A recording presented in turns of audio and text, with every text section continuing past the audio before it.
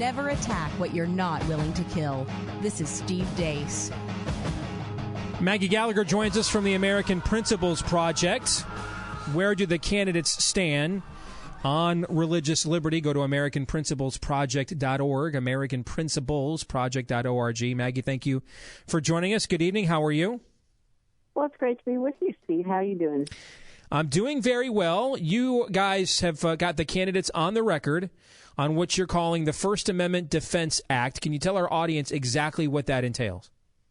Yeah, it's a law that before Congress that says the federal government can't discriminate against you because you think marriage is one man and one woman and that sexual relationships are properly reserved to that. So it tries to draw a big line around people's jobs, their businesses, access to government contracts, the equal access to tax-exempt status, and it would, if passed, put a halt to what the Obama administration is right now putting in place, which is a regulatory structure that defines traditional Christian understandings of sex and marriage as the equivalent of racism or gender discrimination, and seeks to use the tools of government to suppress our institutions, our views, and our right to live on an equal basis in America. So essentially what we're doing is codifying at a statute level what the First Amendment says, right? It's a clarification. Well, yeah, no, the problem is we know from constitutional law that the First Amendment is not going to protect you because under the way it's being interpreted by the Supreme Court, the government, when the government says, well, we need to do this in order to prevent discrimination, that trumps religious liberty.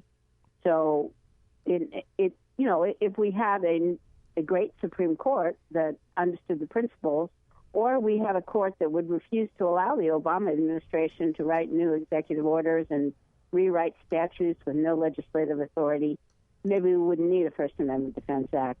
But there are little time bombs that are going to go off very shortly, now being planted by this administration throughout federal law, and FADA is necessary to root them out so they don't start doing what we're seeing happening all over. And it's not just the florists and the bakers who are losing their livelihoods, as bad as that is. We're now seeing Christian schools told they have to hire gay married teachers on an equal basis or else they're discriminating. And we're seeing threats to public schools all across America. They're being, who are being told now by this administration that unless you let biological males shower with your daughters if they have a transgender identity, you're going to be deprived of all federal funds. And these kinds of these are being done by Obama right now, and it's part of the larger task, which is the left is very clear on this.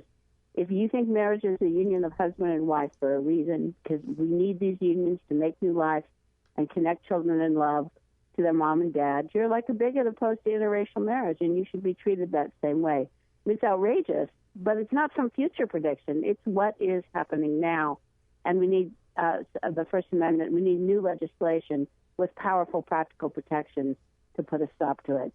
So you guys took this to the presidential candidates, and you asked them, first of all, where do you stand on it? Secondly, what are you willing to do about it? Are you committed to getting this passed in the first 100 days of your administration? Yeah, we asked them if they would prioritize and pass it in the first 100 days, because we know it's going to take presidential leadership to make anything happen in Congress, and that is the time of a new president's greatest power. It tends to be downhill from there. So this should be a slam dunk. I'm pretty sure the majority of people in America don't really think the government should discriminate against you, even if they're for gay marriage.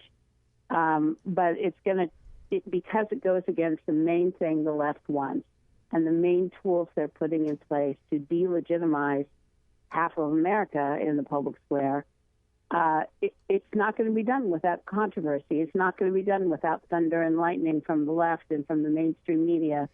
So if we want to stop it from happening, let's say we have a Republican president and a Republican Congress. It's only going to happen if the president leads on this issue. That is what I'm telling you. And I've been, as you know, Steve, on the front line of the gay marriage fight for many years. Mm-hmm. I've watched what Congress is and is not willing to do. And I've watched as the left has progressed. First, it was, if you're against gay marriage, you might be okay if you're for civil unions. Then, if you're against gay marriage, you're just an evil, awful person who, like Kim Davis, should be thrown in jail and rotted.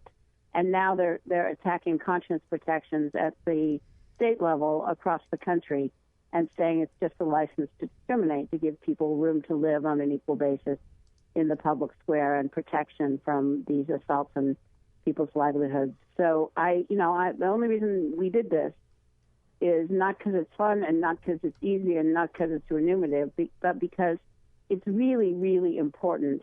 And most ordinary voters do not understand the legal regulatory structure now being put in place by the Obama administration and the effect it will have in a few short years, if not immediately, on Christian schools, Christian charities, and other traditional faith communities, and the right to equal access to everything. The government's a big place.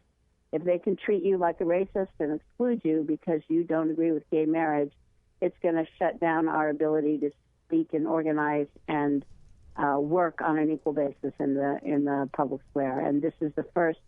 It should be easy, low-hanging fruit, but it provides real, practical protections that will interrupt the Obama plan now being laid down. Quickly, before we let Maggie go, if folks, I'm sure you don't want to know this, candidates still in the race. Hillary Clinton, Bernie Sanders, John Kasich were a no on this legislation. None of them have responded, and I'm sure that Clinton and Sanders don't support it. So Kasich would not support it.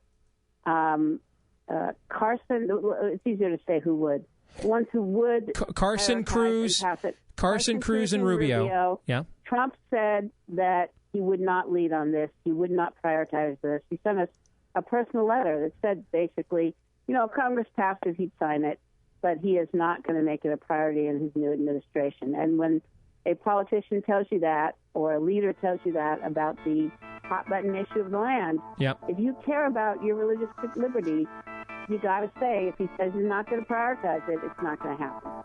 Maggie, good stuff. Thanks for following up with the candidates on this to help us keep them and hold them accountable. Thank you very much. Thank you, Steve. All right, we'll come back with more here in just a few.